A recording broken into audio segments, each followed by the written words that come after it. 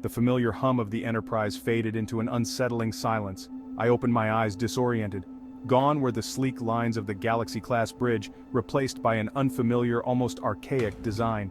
I was surrounded by strangers in blue uniforms, their faces etched with concern. My mind raced, trying to grasp the impossible.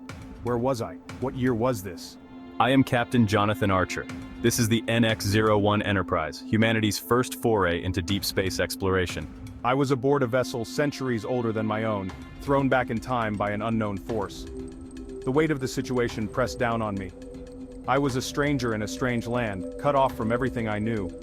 My first instinct was to seek answers, to understand the temporal anomaly that brought me here. But as I looked around at the hopeful faces of Archer's crew, I was struck by a sobering realization. I carried the knowledge of their future, their triumphs, and their tragedies.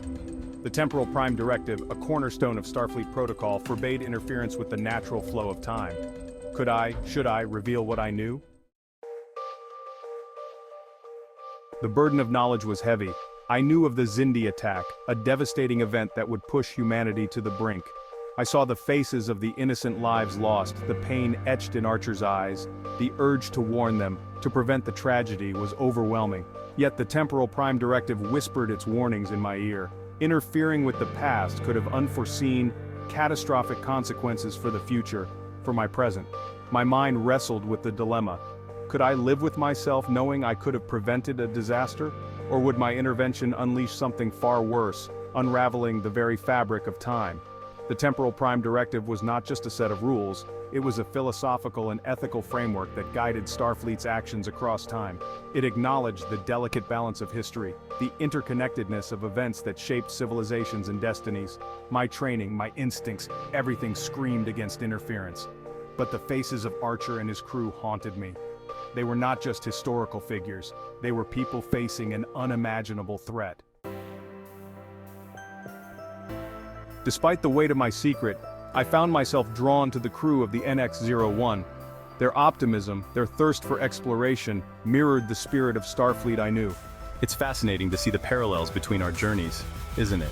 Captain Archer in particular possessed a rare blend of determination and compassion. I saw in him the seeds of the Starfleet I served, the beginnings of a legacy that would stretch centuries into the future.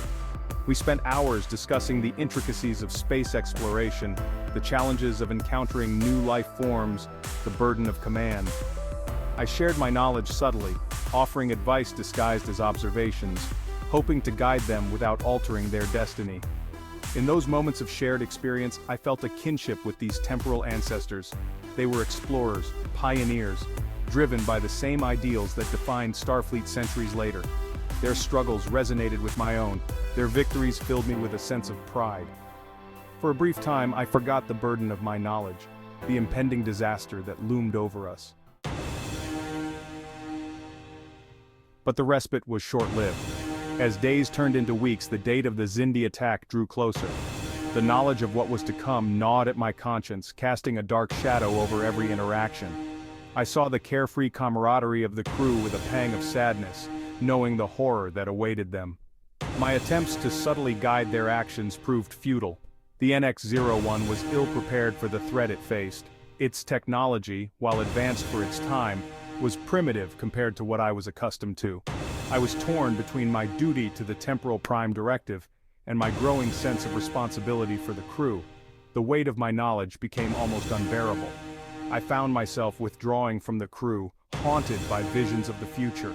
The laughter in the mess hall sounded strained, the easy camaraderie on the bridge felt forced. The impending doom hung over us like a dark cloud, threatening to consume us all. Amidst my internal struggle, I stumbled upon a disturbing truth. I intercepted coded transmissions, whispers of a conflict raging across time itself. The temporal Cold War, a clandestine struggle between factions vying for control of history, was a concept I had only encountered in theoretical debates. Now I was faced with its chilling reality. These temporal agents operated in the shadows, manipulating events for their own agendas. Their interference threatened the very fabric of time, potentially altering the course of history in ways I couldn't begin to fathom. The Temporal Prime Directive, once a steadfast guide, now seemed woefully inadequate in the face of such a complex threat. The discovery of the temporal Cold War added another layer of complexity to my dilemma. Could the Xindi attack be a consequence of temporal manipulation? Were there forces at play beyond my comprehension, shaping events for their own sinister purposes? The more I learned, the less certain I became. The line between observation and intervention blurred, the consequences of my actions impossible to predict. The weight of my knowledge, the burden of the Temporal Prime Directive, the chilling reality of the temporal Cold War, all of it converged into a single, agonizing decision. Could I stand by and watch history unfold, knowing the tragedy that awaited? Or should I risk everything, defying the very principles that guided my life, to potentially save countless lives? The price of intervention was high. The Temporal Prime Directive existed for a reason. Tampering with the past could have unintended catastrophic consequences for the future, but the cost of inaction was also immense. Could I live with myself knowing I could have prevented the suffering, the death that was to come? My years in Starfleet had taught me the value of logic, of weighing all options before making a decision. But this was not a tactical problem with a clear solution. This was about conscience, about the fundamental question of what it meant to be human, to possess knowledge that could alter the course of history. The burden of choice rested solely on my shoulders. In the solitude of my makeshift quarters aboard the NX-01, I made my decision. I couldn't stand idly by, a passive observer to an impending tragedy. The Temporal Prime Directive was important, but it was not absolute. There were times when the potential consequences of inaction outweighed the risks of intervention. I chose to trust my instincts, my belief in the inherent goodness of Starfleet, even in its infancy. I would guide Archer and his crew, subtly, carefully, providing them with the tools they needed to face the Xindi threat. I would become a silent guardian, a shepherd guiding them through the darkest chapter of their history. It was a decision fraught with risk, a gamble with the very fabric of time. But it was a choice I made with a clear conscience, knowing that I had done everything in my power to uphold the ideals of Starfleet, to protect the future, even if it meant rewriting a small part of the past.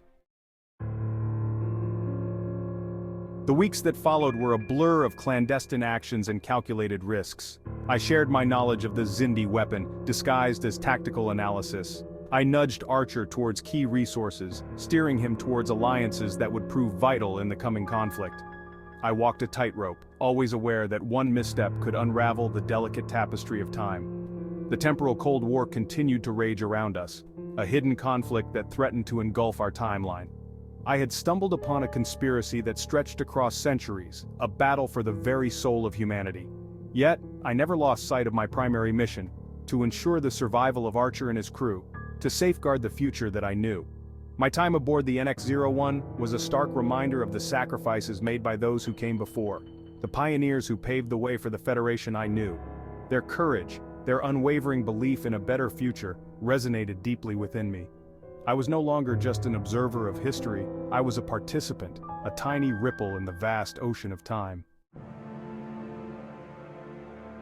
Eventually, the temporal anomaly that brought me to the past began to rectify itself. I said my goodbyes to Archer and his crew, knowing that they faced a perilous journey ahead. But I was confident that they would prevail, that they would emerge from the darkness stronger, more united. As I stepped back onto the familiar bridge of my own Enterprise, the events of the past weeks seemed like a distant dream. The temporal Cold War continued, a silent threat lurking in the shadows. But I had learned a valuable lesson about the fluidity of time, the responsibility that came with knowledge. The Temporal Prime Directive remained a guiding principle, but I carried a newfound understanding of its complexities, the gray areas that existed in the face of extraordinary circumstances. The future was not fixed. It was a tapestry woven from countless threads, each choice, each action creating ripples that echoed through time. And I, like countless Starfleet officers before and after me, was tasked with navigating that intricate web, ensuring that the ideals of the Federation endured, no matter the cost.